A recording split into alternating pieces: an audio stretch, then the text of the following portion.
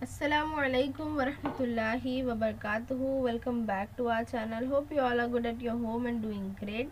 तो आज जो है हम लोग पढ़ने वाले हैं साइंस 2 का 8वां सबक खुलवियात और हयाती टेक्नोलॉजी यानी साइटोलॉजी एंड बायो टेक्नोलॉजी। तो सबसे पहले तो आप लोगों को एक सीरीज़ में बताती हूँ कि जैसे हुर्फ होता है यानी अल्फ़ाबेट होता है, उसके बाद लफ्ज़ बनता है, बहुत सारे अल्फ़ाबेट्स मिलकर वर्ड्स बनाते हैं, फिर जो बहुत सारे वर्ड्स मिलकर जो है वो जुमला बनाते हैं यानी सेंटेंस बनाते हैं, फिर सेंटेंस मिलकर सबक बनता है और बहुत सारे सबक मिलकर दरसी किताब या किताब बनती है।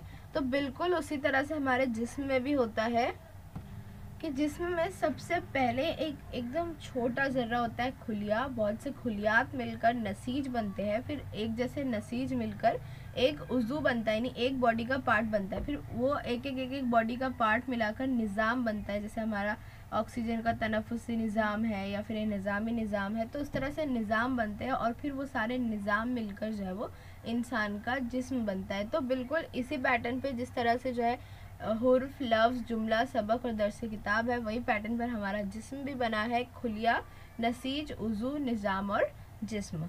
तो इससे आप अंदाज़ा लगा लें कि कौन सा जो है पार्ट वो कितना बड़ा होगा। जैसे खुलियात है तो वो जिस्म का सबसे छोटा हिस्सा होता है और उसके ज़रिए काफ़ी काम अंजाम दिए जाते हैं, जिसमें बहुत से खुलियात मिलकर जो है वो नसीज बनते हैं, फिर एक जैसी नसीज मिलकर जो है उज़ू बनती है और उज़ू के बाद जो है वो निज़ाम और जिस्म। ये चीज़ें जो हमने क्लास 9th में पढ़ी हुई है। खुलियों की इकसाम, खुलियों की साख्त और खुलियों के अंदरूनी हिस्सों का मुताला खुलवियात कहलाता है। खुलवियात इल्म हयातियात की एक शाख है। खुलवियात क्या होती है? एक तरह की स्टडी है जिसमें खुलियों की किस्में पढ़ी जाती है, उनकी साख्त, उनकी बनावट कैसी, उनके अंदरूनी हिस्से कौन कौन से, कौन सा काम करता है, ये सारी चीज़ें जो है वो खुलवियात यानी साइटोलॉजी में पढ़ी जाती है। खुलवियात की वजह से इंसानी सेहत के शोबे में ढेर सारी इनकलाबी तब्दीलियाँ हो रही है। भारत में पूना और बेंगलोर में खुसूसी तौर पर खुलियों की तहकीक करने के लिए तहकीकी इदारे कायम किए गए हैं, जो कि पूना में है national centre for sale science, यहाँ आप देख सकते हैं तस्वीर, और बेंगलोर में इन स्टेम करके जो है वो इदारे हैं जो भारत में जो है वो खुलवियात की तहकीकात कर रहे हैं। कसीर खुलवी जानदारों के जिस्म में मखसूस किस्म का खुलिया होता है। ये खुलिया कसीर खुलवी जानदारों के जिस्म में दीगर तमाम अकसाम के खुलियों को पैदा करता है। इसी तरह हमें ज़ख्म होने पर वो भी भर जाते हैं। इसमें खुलियों का किरदार अहम होता है। हमने सबक नंबर 2 में पढ़ा था मसावी तकसीम और तकलीली तकसीम, तो ये चीज़ जो है उसी से रिलेटेड है। जब भी जिसमें हमने देखा होगा, यहाँ पे आप स्ट्रक्चर भी देख सकते हैं कि जिसमें जब भी किसी किस्म का ज़ख्म होता है तो उसको जो है फिर खुलियात भरने लगते हैं, और पहले जो है वो ज़ख्म की आउटर लेयर भरी जाती है, फिर धीरे धीरे वो एक जैसे खुलियात पैदा करते करते वो ज़ख्म को पूरी तरह से जो है वो भर देते हैं। तो यही खासियत है। कसीर खुलवी जानदार जो है उनमें एक ख़ास किस्म का खुलिया होता है जो अपने जैसे तमाम किस्मों के जो है वो मतलब वो अपने अंदर से जो है अलग अलग किस्म के खुलियात को पैदा करता है और उससे जो है हमारे जिस्म के अफ़ाल अंजाम पाते हैं। अब देखेंगे हम माँ खुलिया या बुनियादी खुलिया क्या होता है, जिसे साख खुलिया भी कहते हैं। मादा ज़्वाजे और नर ज़्वाजे के मिलाप से जुफ्ता बनता है, जुफ्ते से जानदार बनते हैं। हम जानते हैं जब मादा ज़्वाजा और नर के मिलाप से जो है वो एक जुफ्ता तैयार होता है और उसी को आगे नशोनुमा पाकर जो है एक नया जानदार बनता है। तो जब एकदम इब्तदाई दौर में जो है वो एक खुलियों का गोला ही होता है, मतलब जब तक उसने अपनी शक्ल नहीं ली होती है तब तक उसमें सिर्फ खुलियात होते हैं, वो एक जो है वो खुलियों का गोला बन के रहता है। तो उसमें जो खुलियात होते हैं वो तकरीबन एक ही जैसे होते हैं, एक ही खुसूसियात रखते हैं। तो उन खुलियात को जो एकदम इब्तिदा में बनते हैं यानी किसी जानदार के बनने के अमल में जो एकदम शुरुआत में खुलियात बनते हैं और वो सिर्फ शक्ल नहीं लिए होते हैं, सिर्फ खुलियों का एक गोला होता है, उनको जो है माँ खुलिया या बुनियादी खुलिया या साख खुलिया कहा जाता है। तीनों उसके नाम है। अगर आपको डेफिनेशन लिखना है तो आप लोग याद रखिएगा। आगे जाकर यही खुलिये जिस्म के किसी भी खुलिये की अलग अलग नसीजों की तख्लीक करते हैं और मुख्तलिफ अफ़ाल अंजाम देने लगते हैं। मैंने जैसे आपको बताया जो स्टेम सेल होता है यानी साख खुलिया होता है, फिर वो आगे जाके खुलियात के बाद हमारा सेकंड प्रोसेस आता है नसीज का। तो वो खुलियात जो है वो अलग अलग नसीज में बदलते हैं और फिर वो नसीज जो है वो अलग अलग तरह के मुख्तलिफ अफ़ाल जो है वो जिस्म में अंजाम देती है। इसी को बुनियादी खुलिये की तफरीक कहते हैं।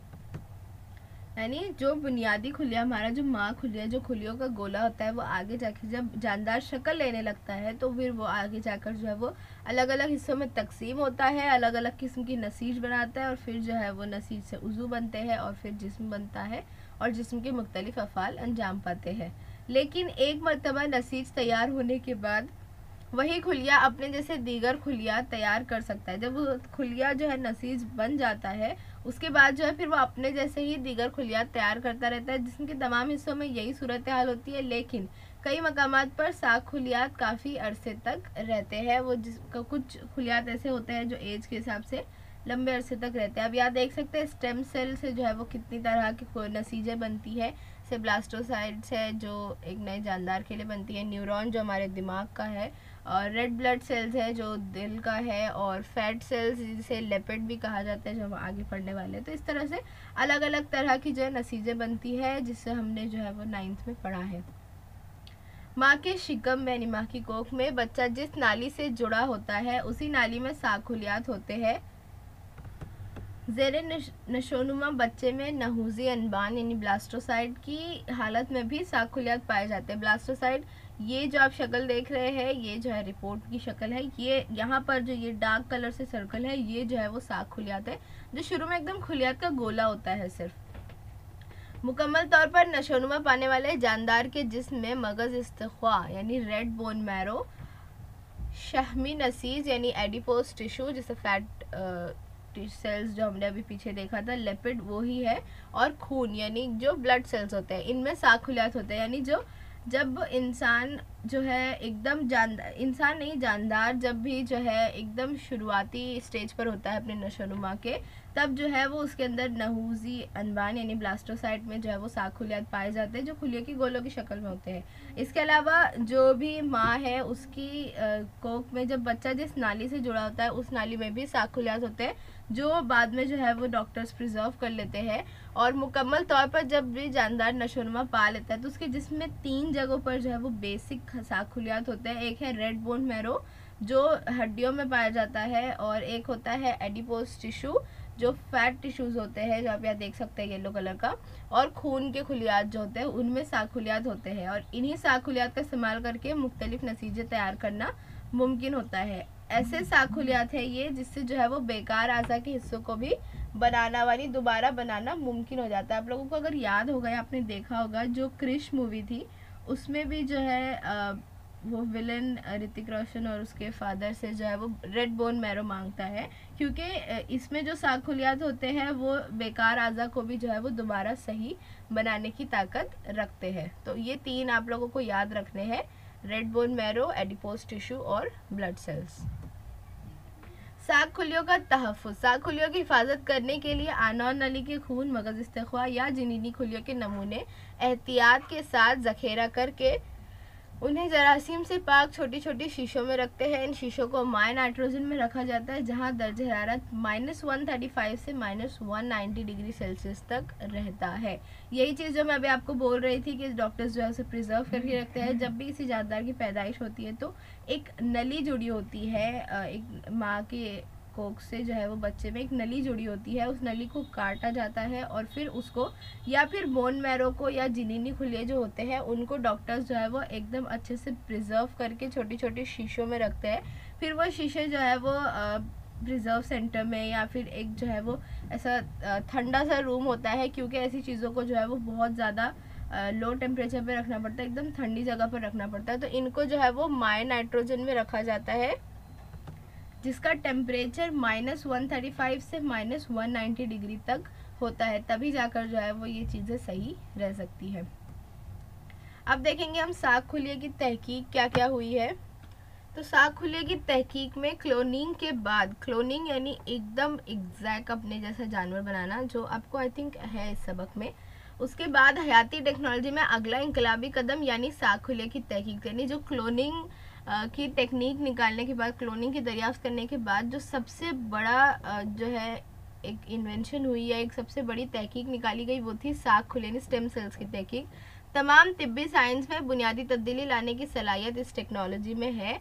इसको जो है वो ज़राए के हिसाब से 2 किस्मों में बांटा गया है। एक होता है जनीन साख खुलिया और एक होता है बालिग खुलिया। तो जनीन साग खुलिया यानी ये जो हमने एकदम इब्तदाई दौर में देखा था वो, और बालिग खुलिया यानी जब इंसान पूरी तरह से जो है वो नशोनुमा पा जाता है, इंसान नहीं जानदार जब पूरी तरह से नशोनुमा पा जाता है तब जो है उसमें किस तरह के सेल्स होते हैं।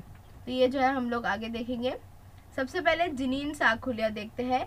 रहमे मादर में यानी कि माँ की कोख में 12वीं के बाद बेजे की तकसीम शुरू होती है और जनीन तश्कील पाता है, यानी जानदार अपनी तश्कील पाता है, जानदार बनने लगता है। इस जनीनी खुलियात की दोबारा तकसीम और उनमें तफरीक नज़र आती है। हमल के 14वें दिन से खुलियों में खुसूसीपन की इब्तिदा होती है, यानी जब जानदार का पहला जो है जुफ्ता तैयार होता है उससे जो है वो 14 दिन बाद जो है उसमें एक हल्का सा चेंजेस जो है वो नज़र आता है। खुसूसीपन की वजह से हड्डियों के खुलिये, जिगर के खुलिये, उज़वी खुलिये वगैरह मुख्तलिफ अज़ा के खुलियात तैयार होते हैं। यानी जो सबसे बेसिक दौर होता है जब खुलियों का जो है वो एक झुंड नज़र आता है, खुलियों का गोला नज़र आता है, उसके बाद 14 दिन बाद जो है वो उसमें एक थोड़ा सा शक्ल लेनी शुरू होती है। तो अब क्या होता है, जो हड्डियों के खुलिये यानी जो हमारे बुनियादी खुलिये थे वो अलग अलग खुलियों में तकसीम होते हैं, जैसे हड्डियों के खुलिये है, जिगर के खुलिये, अज़वी खुलिये है, ऐसे अलग अलग खुलियात उसमें तैयार होने लगते हैं। तो खुसूसीपन का अमल शुरू होने से पहले इस जनीन को साग खुलिया कहते हैं, यानी जब वो शक्ल नहीं लिया होता है, जब वो अपने आप को अलग अलग खुलियों में डिवाइड नहीं किया होता है, उससे पहले जब वो हालत होती है यानी जो खुलियात का गोला होता है उसे जनीन को जो है वो साग खुलिया कहते हैं। इंसानी जिस्म में 220 किस्म के खुलियात होते हैं, एक ही किस्म के खुलिये से यानी जनीन से साग खुलिये से पैदा हुए होते हैं। यानी एक वो खुलिया जो शुरुआत में होता है जिसे जो है वो ब्लास्टोसाइट की हालत में कहा जाता है, वहाँ से जो खुलियात होते हैं वो अलग अलग 220 किस्म के खुलियात जो है वो अपने अंदर से पैदा करते हैं और वहाँ से जो है फिर वो अलग अलग आज़ा की शक्ल लेनी, मतलब अलग अलग आज़ा के हिसाब से वो खुलियात डिवाइड हो जाते हैं। इसीलिए तिफ़्ल खुलिया गैर मुनक़सिम इब्तिदाई शक्ल में खुद की तजदीद करने की सलाहियत वाला तमाम इंसानी खुलियों का सरपरस्त खुलिया होता है। यानी जो शुरुआत में तिफ़्ल यानी बच्चे में जब शुरुआत में जो है वो जो खुलियात होते हैं वो खुद की तजदीद करने की सलाहियत करता है, खुद को वापस बनाने की सलाहियत रखता है, इसीलिए वो तमाम इंसानी खुलियों का सरपरस्त होता है, क्योंकि जो पूरे 220 खुलियात जिसमें है वो उसी एक खुलिये से बने, यानी उसी साग खुलिये से बने हैं। साग खुलिये में मौजूद इस खासियत को यानी अपने आप को इतने तरीक़ों से डिवाइड करने की सलाहियत जो है वो कसीर सलाहियत कहलाती है। 14वें दिन के बाद से खुलियों की खुसूसीपन की इब्तिदा होने से कबल यानी 5 से 7 दिन में अगर इन साग खुलियों को निकाल कर तजुर्बा गाह में उनकी नशोनुमा की जाए और उनमें खुसूसी हयातियाती कीमियाई मादा शामिल किया जाए तो हस्बे ख्वाहिश खुलिये बनाए जा सकते हैं और इसी से नसीज और उसके बाद आज़ा बनाए जा सकते हैं। यही जो है वो रिसर्च से पता चला और यहीं पर रिसर्च हुई कि 14 दिन से पहले यानी उनमें खुसूसी शक्ल इख्तियार करने से पहले यानी कि ब्लास्टोसाइट के 5 या 7 दिन बाद अगर उन साग खुलियों को निकाल लिया जाए जिस्म में से और उनको जो है वो लैब में रख कर उनकी नशोनुमा की जाए और उनमें जो है वो खुसूसी हयातियाती कीमियाई मादा शामिल किया जाए तो साइंटिस्ट जो है वो अपने हिसाब से उसमें से खुलियात बना सकते हैं और फिर उन खुलियात से वो लोग नसीज बनाकर जो है वो आज़ा भी बना सकते हैं। यहाँ से देखिए ये जो है प्रोसेस होता है, ये सबसे पहले जो है वो बेज़ों की तकसीम होती है, फिर यहाँ से जो है वो ये पूरा खुलियात का गोला है और उसके बाद जो है वो इस तरह से ही पहले हल्की शक्ल इख्तियार करता है खुलियात की तकसीम, फिर ये पूरी शक्ल जो है वो आज़ा की शक्ल थोड़ी लगने लगता है और फिर लास्ट में जो है वो अपनी शक्ल में आता है। तो इस प्रोसेस में अगर 5 से 7 दिन में अगर निकाल लिया जाए तो हम लैब पर जो है उसकी टेस्टिंग कर सकते हैं। अब आते हैं बालिग साग खुलिये पे अडल्ट स्टेम सेल्स। तो बालिग अफराद के जिस्म से भी साग खुलियात हासिल किए जा सकते हैं। बालिग अफराद के जिस्म में साग खुलिया हासिल करने के 3 ज़राए हैं जो मैंने अभी आपको बताया था। पहला है मगज़ इस्तिख़ा जिसे हड्डी का गुदा या रेड बोन मैरो कहते हैं। एडिपोज या लेपिड की नसीज, एडिपोज टिश्यूज़ या लेपिड जो है वो एनर्जी स्टोर करता है और ये जो है फैट टिश्यूज़ भी कहलाते हैं, और खून यानी जो ब्लड सेल्स होते हैं। इसी तरह पैदाइश के फ़ौरन बाद जो आनोल नली है यानी जो नली जुड़ी होती है उसमें भी मौजूद खून से भी साग खुलियात हासिल किए जा सकते हैं। यानी अगर जानदार अपनी शक्ल ले चुका है या जानदार पूरी तरह से नशोनुमा पा चुका है तब भी जो है वो उसके जिस्म में से साग खुलियात हासिल कर सकते हैं। पूरी तरह से नशोनुमा पा गए इंसान में से 3 जगह है। पहला है रेड बोन मैरो, उसके बाद है एडिपोज या लिपिड जो टिश्यूज़ है वो, और ब्लड सेल्स। उसके अलावा अगर जो है वो एकदम पैदाइश हुई है उस वक्त जो है एक माँ के पेट से जो नली जुड़ी होती है उसमें से भी जो है वो साग खुलियात हासिल कर सकते हैं। अब देखेंगे हम कि साग खुलियात को हासिल कर करके प्रिजर्व कर करके एक्चुअली उसका कर क्या रहे हैं। तो साग खुले की इस्तेमाल क्या है, सबसे पहले तो तजदीदी या नवजायशिसाल यानी कि उसको जो रीजनरेट करना है यानी उसको दोबारा बनाना। इस पर पहला आता है सेल थेरेपी। डायबिटीज़ या दिल का दौरा या अल्जाइमर की बीमारी, रेशा वगैरह की वजह से बेकार होने वाली नसीज को इसमें बदला जाता है। यानी कुछ जो बीमारियां हैं उसमें हमारी बॉडी का कोई खुसूसी हिस्सा, कोई खुसूसी नसीज जो है वो ख़राब हो जाती है। तो क्या करते हैं डॉक्टर्स, इन खुलियात को जो है वो ब्लास्टोसाइड के 5-7 दिन बाद जो है उसको निकाल लिया जाता है। उसको लैब में टेस्टिंग करके उस पर जो सारी कीमियाई हयाती मादे डालकर और उसके अंदर जो है फिर उसके हिसाब से अपनी ख्वाहिश के हिसाब से खुलियात बनाते हैं और खुलियात से नसीज बनाते हैं और जो भी पेशेंट है उसमें जो है वो नसीजें उस तरह से फिट करते हैं। अब फिट नहीं करते हैं वो, उसका थोड़ा प्रोसेस अलग है कि शायद वो खुलियात उनमें उनके जिस्म में छोड़े जाते हैं और फिर वो खुलियात जो अपने आप बनते हैं। इस तरह का कोई प्रोसेस है, I don't know the details, but इस तरह का ऊपर ऊपर जो है इस तरह की चीज़ें होती है और इसको जो है सेल थेरेपी कहते हैं। उसके बाद दूसरा जो काम होता है वो है एनीमिया, लियोकेमिया, थैलेसेमिया। ये सब जो है वो खून की बीमारी है। तो इसमें जो है खून के खुलियात कम बनते हैं। तो ऐसी जो है बीमारी के लिए भी जो है वो जो ब्लड सेल्स है वो दिए जाते हैं और उसमें जो है उसके ज़रिए फिर इसका इलाज किया जाता है। आज़ा की पेवंदकारी, जिसे ऑर्गेन ट्रांसप्लेशन कहते हैं। आप लोगों ने ऑर्गेन डोनेशन वगैरह सुना होगा, वही चीज़ है। जो अगर गुर्दा या जिगर जैसे आज़ा बेकार हो जाए तो साग खुलियात से वो आज़ा बनाकर उनकी पेवंदकारी कर सकते हैं। जैसे मैंने आपको बताया नसीज बना सकते हैं, तो बस नसीज के आगे का प्रोसेस तो आज़ा बनाना होता है। तो नसीज बनाने के बाद जो है फिर उसमें जो है जिस्म का एक पार्ट बना लेते हैं वो लोग। और अगर आप लोग गूगल सर्च करके देखें तो आपको ऐसे बहुत से हॉस्पिटल्स मिलेंगे जहाँ पर ये रिसर्च हुई है, बनाए गए हैं और फिर जो है वो इंसानी जिस्म में लगाए भी गए हैं। आज़ा की पेवंदकारी यानी ऑर्गेन प्लांटेशन इंसानी जिस्म के आज़ा उम्र बढ़ने या हादसे या बीमारी या किसी मर्ज की वजह से बेकार हो जाते हैं या फिर उनमें जो है वो काम करने की सलाहियत कम हो जाती है। ऐसी हालत में मुतासिरा शख्स यानी जिसको ये चीज़ें हुई है उनकी ज़िंदगी बहुत दुश्वार हो जाती है और उनकी जान को भी ख़तरा लाक होता है। अगर ऐसी हालत में उस शख्स को ज़रूरी आज़ा मिल जाए तो उसकी ज़िंदगी खुशहाल हो जाती है और उसकी जान भी बच सकती है।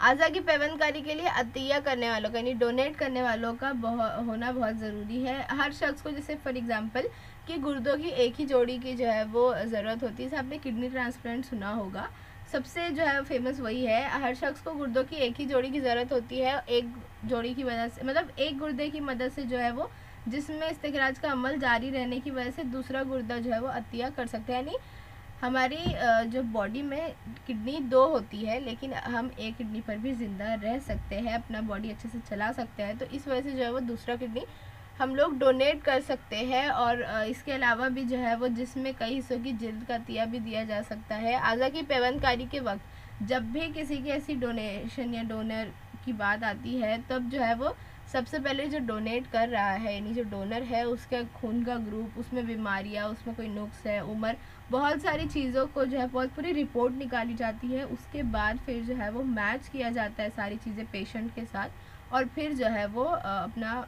बॉडी पार्ट जो है वो डोनेट करता है।